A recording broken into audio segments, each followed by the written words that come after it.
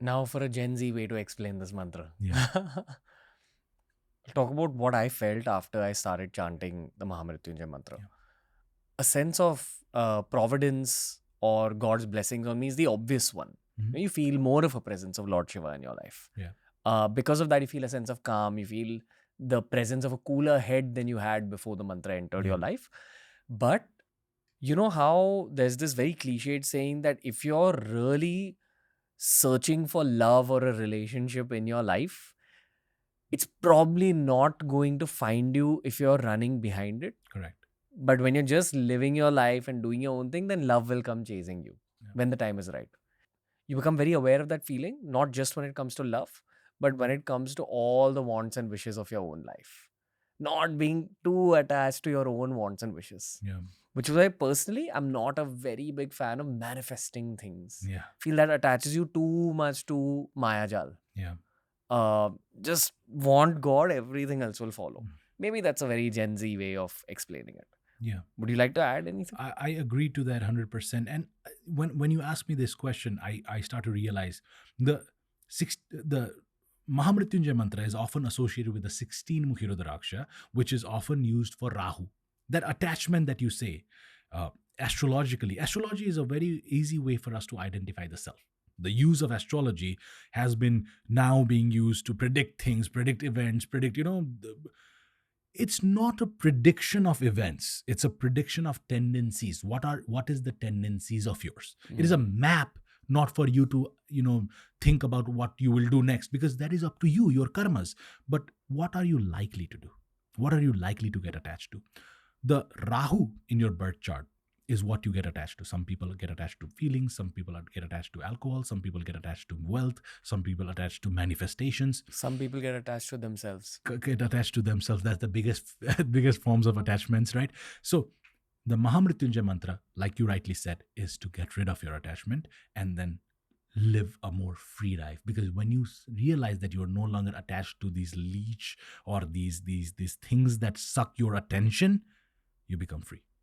Gotcha. Essence of Shiva. Essence of Shiva. Detachment? Detachment, not because you want to renunciate. Detachment because there is so much more. I think his blessings hit your life in a very explosive manner. Mm-hmm.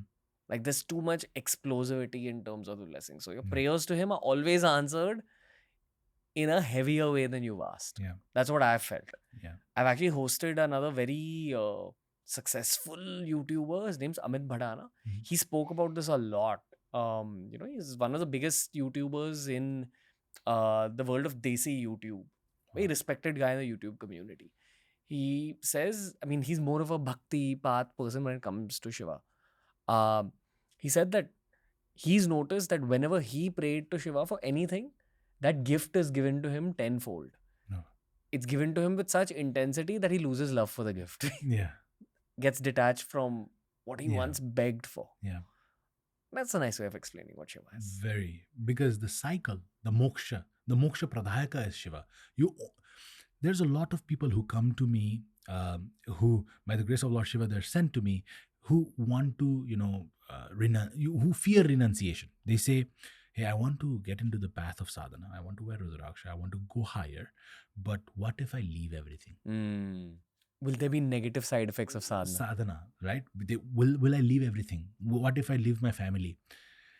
See, until and unless, and Shiva Purana mentions this, you don't have to believe this through me. Shiva Purana mentions this, that until and unless your desires are fulfilled, you will never be able to renunciate. Right? So Shiva makes sure that those are fulfilled. That's the reason.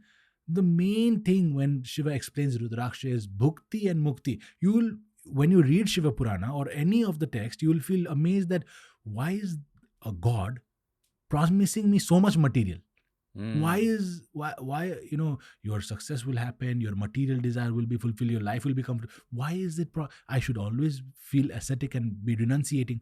But because your material fulfillment is required, because see, you are made with flesh and you are installed within it, both need fulfillment. So Lord Shiva makes sure that you're so fulfilled that desire of yours is no longer there. You move on to the next. So, no harm in wanting to be a billionaire. No harm in no harm in becoming a billionaire if that is a byproduct. Har Har Mahadev, Har Har brother. Mahadev.